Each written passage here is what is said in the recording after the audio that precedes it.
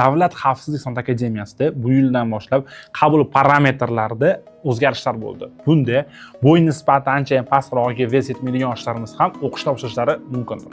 Qanday o'zgarishlar deysizmi? Unda videoni oxirigacha ko'ring va to'liq ma'lumotga ega bo'ling. Birinchi o'zgarishimiz bu qabul jarayonlarida. Ya'ni qabul endi 1-oktyabrdan 20-oktyabr sanasida onlayn tarzda bilimni baholash agentligi sayti orqali amalga oshiriladi.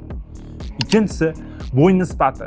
Oldingi yillarda bo'y parametrlari 1.70 dan past emasligi kerak edi. Endi bu yildan boshlab bo'y nisbati 1.65 ga tushirildi. Ba'zan ham shunga proporsional endi bo'ladi.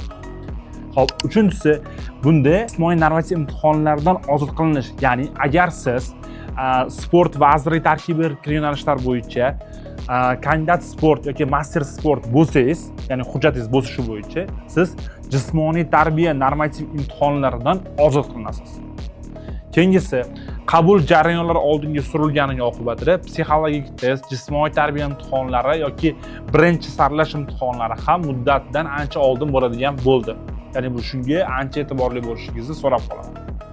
Va oxirida bo'lsa, aynan test jarayonlarida hali ham sertifikatlar bekor bo'lmadi. Ya'ni chet tilini o'rnida misol uchun turk tili, arab tili, fors tili, nemis, fransuz tilini tanlashingiz mumkin.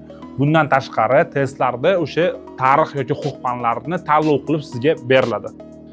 Agar sizga ma'lumotimiz qiziq bo'lgan bo'lsa, sahifamizga obuna bo'ling va harbiy oliy ta'lim muassasalari bo'yicha eng so'nggi yangiliklardan xabardor bo'ling.